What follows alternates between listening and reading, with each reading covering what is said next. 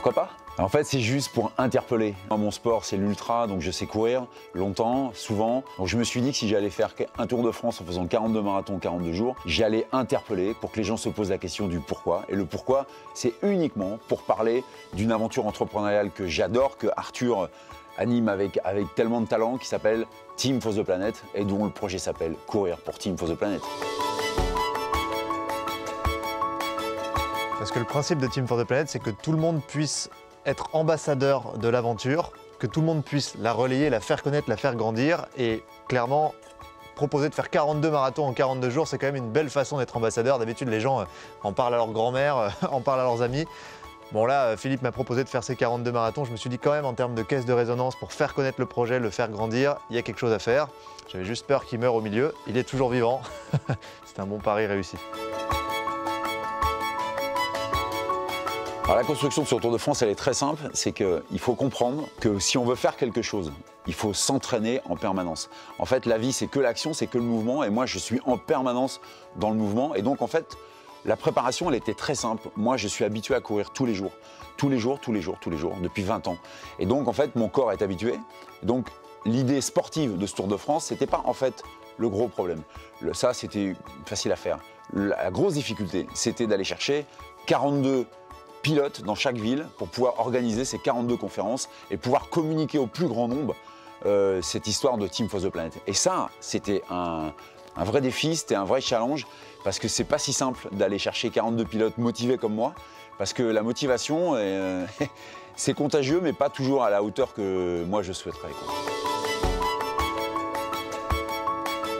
La formation essentielle que je voulais faire passer, et c'est d'ailleurs par ça que je commence la conférence, je montre toujours une statue d'un sculpteur qui s'appelle Alberto Giacometti, qui s'appelle L'homme qui marche. Et je montre d'abord cette statue pour dire, voilà, ça, c'est la symbolique de la mise en route, de la mise en mouvement et de la mise en action. Et j'adore cette statue parce qu'elle est un peu tortueuse. Et en montrant cette statue, je montre à tout le monde que oui, c'est vrai, c'est hyper difficile, c'est hyper dur de se mettre en route, de se mettre en mouvement parce que ça nous oblige à changer de prisme de réflexion, ça nous oblige à changer de paradigme, à changer de modèle et ça nous fait peur. Et moi, je montre qu'en fait, il ne faut pas avoir peur. Il ne faut pas avoir peur parce qu'en fait, il ne se passe en fait rien. Quand on change de notre confort, quand on sort de notre confort et qu'on change de la donne, en fait, il ne se passe rien. Mais c'est même mieux que ça. C'est jouissif, en fait. C'est jouissif d'être dans la curiosité, d'être dans l'apprentissage. Mais ça, c'est difficile à mettre en œuvre parce qu'en fait, les gens ont perdu ce sens-là. Et moi, j'ai voulu absolument montrer qu'il fallait réaiguiser notre sens de la curiosité parce que c'est par ça que ça va passer. C'est par notre faculté de comprendre qu'il faut faire maintenant autrement. Alors ce qui est difficile, c'est que je pense que l'impact, on va le mesurer maintenant, mais on va le mesurer aussi dans 1 an, 2 ans, parce que c'est une boule de neige que Philippe a poussée. Et aujourd'hui, l'impact qu'on a déjà vu, c'est qu'il y a eu des centaines de personnes qui se sont déplacées, des centaines de personnes qui sont devenues associés, actionnaires de Team for the Planet, qui ont donc rejoint l'aventure grâce à Philippe. Ça a fait beaucoup parler, plein de journalistes, des dizaines localement, parfois nationalement, ont repris le sujet. Donc c'est aussi la force de ce type de récit et de cette mise en mouvement, ça embarque. Et je pense qu'il va y avoir, comme pour une comète, une traînée. Et donc on va voir de plus en plus de gens continuer de devenir associés parce que Philippe a aussi offert le manifeste de Team for the Planet qui explique pourquoi on fait ça, pourquoi quand on s'unit tous ensemble, on a beaucoup plus d'impact que quand on est tout seul dans son coin et qu'on essaye d'agir pour la planète. Le manifeste s'appelle « Pisser sous la douche ne suffira pas », donc tout est dans le titre. Et Philippe a distribué ces manifestes pour que les gens les fassent passer. Donc je pense qu'il a lancé un truc, il a poussé une boule de neige qui est dans une pente. On va voir jusqu'où ça ira. Mais déjà, aujourd'hui, il a fait beaucoup. Et je pense qu'on sera surpris dans les prochains mois. Une seule, moi j'ai en mémoire une dame de 80 ans sur la conférence de Toulouse qui est venue me voir en me disant ce que vous avez dit, c'est d'une pertinence incroyable.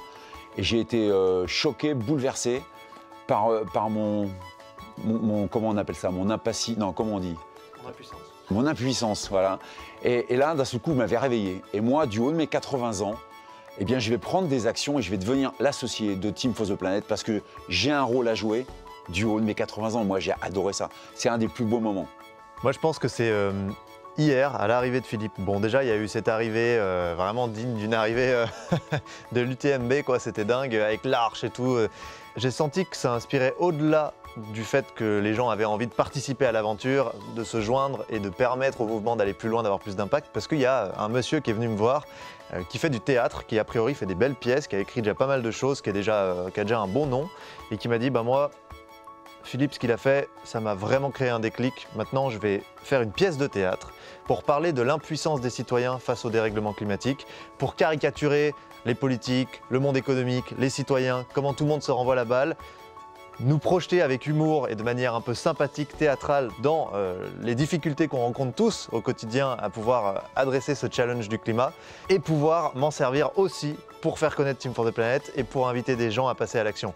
Et ça, je trouve que c'est encore plus fort parce qu'on arrive à créer d'autres mobilisations, d'autres gens qui disent bah moi aussi je vais pousser ma boule de neige.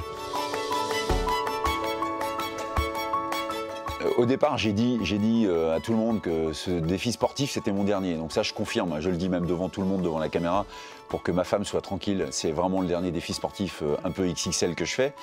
Mais ça ne veut pas dire que je vais arrêter les projets. Et là, on a créé une très belle dynamique. Et Arthur, il a raison. J'ai planté plein de graines depuis 42 jours. Et ces graines vont mettre un peu de temps à pousser. Mais moi, je vais les regarder pousser. Et si besoin, je vais continuer d'aller les arroser. Parce que cette dynamique, il ne faut pas qu'elle tombe, il ne faut pas qu'elle s'essouffle. On a fait un gros travail avec ce Tour de France et maintenant je suis en train déjà de réfléchir à la suite. Alors j'ai des idées, j'ai évidemment plein d'idées. On va monter un film de ce périple de dingue. Je pense que je vais aller faire la tournée des cinémas pour aller le présenter et je vais aller encore une fois parler au plus grand nombre pour tous ceux qui ne savent même pas encore que Team for the Planet ça existe et que c'est une des solutions. C'est évidemment pas la solution qui va régler tous nos problèmes, mais c'est une des solutions sur lesquelles on peut tous agir, nous citoyens, entrepreneurs, patrons, salariés, peu importe, tout le monde.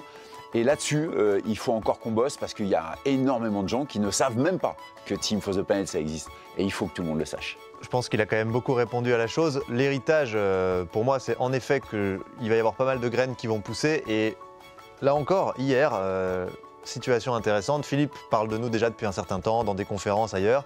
Et j'ai rencontré un investisseur de la région qui me dit moi, ça a mis du temps à pousser. Mais là, je pense que je suis mûr et qu'on va mettre 500 000 €. Et donc, les graines, des fois, elles mettent du temps, mais ça peut devenir des baobabs. Et donc, cet héritage, j'attends de le voir, mais je pense qu'il y a moyen de faire une forêt avec l'énergie de Philippe. Ce qui est sûr, c'est que ça inspirera aussi beaucoup de gens qui auront envie de se mettre dans l'action. Et c'est complètement l'incarnation de l'objet qu'est Team for the Planet. Parce que nous, notre but, en tant que cofondateur à la base, c'est que ça nous dépasse, que ça nous échappe et qu'on devienne inutile à ce projet. Qu'on fasse notre part au milieu de la part de plein d'autres. Et là, c'est vraiment l'incarnation de ce qui nous semble être le plus beau avec Team for the Planet, ce qu'on a toujours voulu. Et le voir naître et exister, c'est génial parce que ce projet, il est collectif ou il n'est pas. Et c'est pour ça que les gens sont associés, que ce n'est pas un don. On veut qu'ils soient copropriétaires du projet et que ceux qui le peuvent disent moi, je vais le porter avec mes moyens, ma façon de faire. Et ça peut être très très simple. Ça peut faire un post LinkedIn, ça peut être faire 42 marathons. Mais ce qui est beau, c'est qu'on voit que ça marche en fait, peu importe la façon dont on adresse le truc, ça prend. Et c'est ça qui nous plaît aussi, c'est de voir que des gens s'emparent du projet et nous disent bon les gars c'est bon, vous avez fait votre part, moi je vais faire mon truc. Et ça c'est génial. Le concept est assez simple. Nous, les fondateurs du truc, à la base, on s'est rendu compte que quand on est un simple citoyen et qu'on n'a pas forcément des milliards sur son compte en banque ou qu'on n'est pas président de la République, c'est très difficile d'agir pour le climat et d'avoir l'impression qu'on a de l'impact à grande échelle.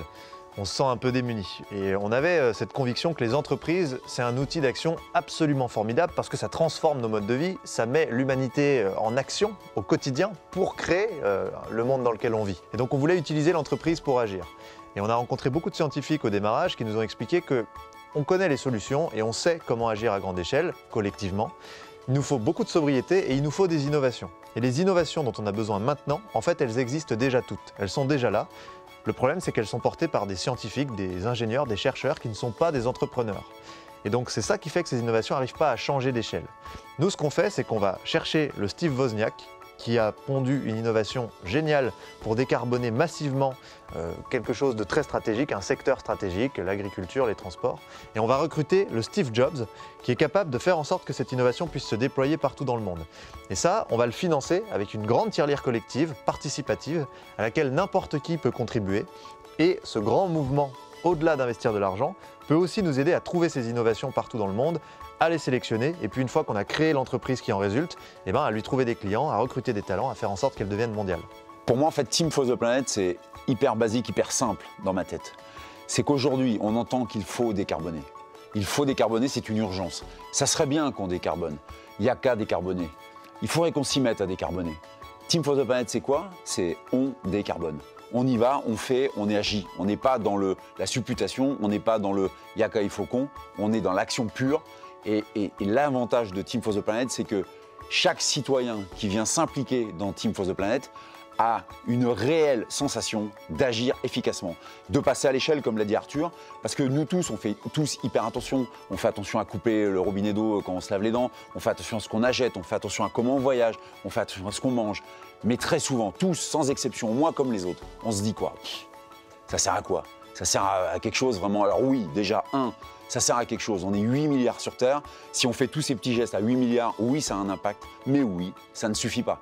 Et Team for the Planet, c'est le cran au-dessus que tout citoyen peut passer facilement, parce que c'est accessible à tous, puisque je rappelle qu'une action vaut 1 € et qu'on peut démarrer avec ça. Et donc ça, c'est pour moi un impact hyper fort. Et c'est ça, Team for the Planet. C'est passer à l'échelle, passer à l'impact. On est 122 000, on a déjà réuni 32 millions d'euros tous ensemble, qu'on a investi dans 14 premiers projets qui se déploient sur une mécanique inspirée de l'open source, c'est-à-dire qu'ils font plein de petits partout dans le monde, et c'est ça qui est fort aussi. Et on a fait ça en 4 ans. En 4 ans, donc à 122 000, ce qui est un truc de fou. Quand on sera 1 million, parce que mon combat, moi, c'est qu'on soit plus de 122 000, c'est qu'on soit bientôt 1 million, parce que là, on aura une puissance de feu incroyable. Tu veux pas mettre une droite à la caméra pour finir le...